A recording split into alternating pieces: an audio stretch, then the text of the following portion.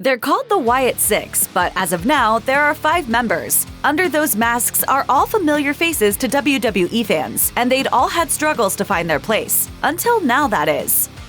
It's no secret that Bo Dallas is Uncle Howdy. After the Wyatt Sicks debuted, multiple vignettes featured an unmasked Bo and the masked Uncle Howdy having therapy sessions of a sort. They discussed Bo's trauma, the death of his real-life brother Bray Wyatt, and the criticisms he most likely saw online. Some spooky special effects showed the two men becoming one entity. Taylor Rotunda came into WWE way back in 2008, performing in Florida Championship Wrestling until it was rebranded as NXT in 2012. He took on the character of the motivational Bo Dallas, winning the NXT Championship in 2013. Unfortunately, his main roster run, which started the following year, was far more lackluster, and Dallas was released in 2021. His brother, Wyndham Rotunda, aka Bray Wyatt, was also released in 2021, despite much greater success on the main roster. Me and my brother both wanted to get in this and kind of make it in our own right, have our own identity. They both returned to the company in 2022. That's when Dallas first started portraying Uncle Howdy, who initially seemed to be at odds with Wyatt before they appeared to join forces in a storyline that sadly never came to resolution as a result of Wyndham's death in August 2023.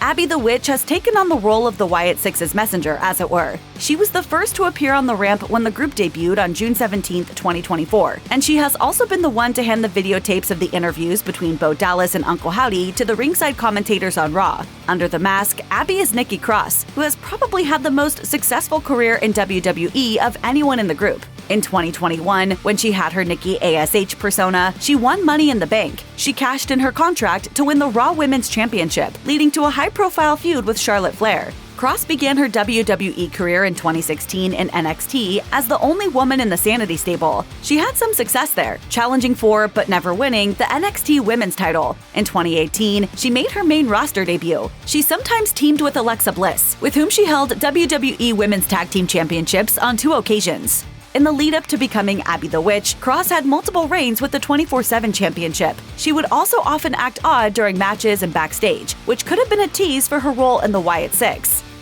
Ramblin Rabbit is arguably the most imposing member of the faction, due in part to both his massive stature and that huge mallet he carries around. Underneath the mask is none other than former Wyatt family member Erick Rowan. Dallas is Wyatt's real-life brother, but Rowan has been a part of the Wyatt mythology from the very beginning, debuting alongside Wyatt and Luke Harper on NXT back in 2012. As Wyatt's second son, Rowan made his entrance to the ring wearing a white sheet mask. That look would evolve over time, becoming more and more twisted. Rowan wasn't a natural main event star, but he had many rare opportunities to work with some of the best factions in the promotion at the time, including The Shield. He also holds the dubious record for the quickest WrestleMania match. He suffered a defeat to The Rock at WrestleMania 32 in 6 seconds. Rowan also had a run alongside Harper as the Bludgeon Brothers, where he similarly carried a mallet to the ring. The team won the SmackDown Tag Team Championships in 2018, but both men were released from the company in 2020. The Wyatt Sicks marks Rowan's full-time return to WWE after his release. Clearly, he's hoping to honor the memory of Wyatt and Harper, who died in December 2020.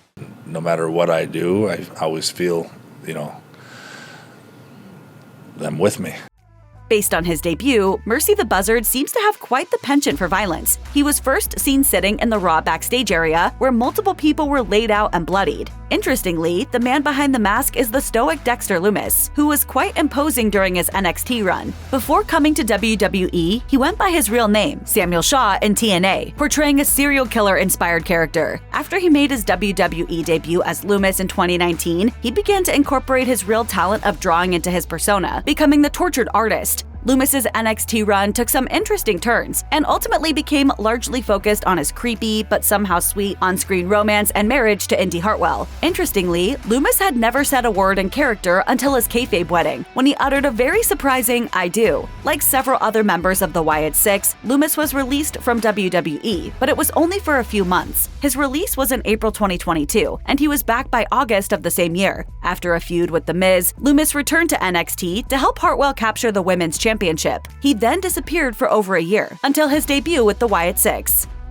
Huskus the Pig Boy has yet to truly set himself apart from the rest of the Wyatt Sicks, but the character is one that clearly had a lot of meaning for Bray Wyatt. Before becoming Bray, Wyndham Rotunda was Husky Harris in NXT and as a member of the Nexus. That character was the clear inspiration for the Huskus puppet in the Firefly Funhouse segments, and now he has come to life in the Wyatt Sicks. The man under the mask is Joe Gacy, best known for having a similar gimmick to Wyatt in NXT as the leader of a cult. Gacy made his WWE debut in 2020, initially competing on 205 Live. In 2021, he made his way to NXT, initially portraying a politically correct spokesperson. This gimmick ultimately evolved into his cult leader persona. He then underwent what seemed to be another gimmick change in 2023 and became a babyface. That persona didn't go over particularly well, and he disappeared for a while before his return as Huskus, alongside the rest of the Wyatt Sicks.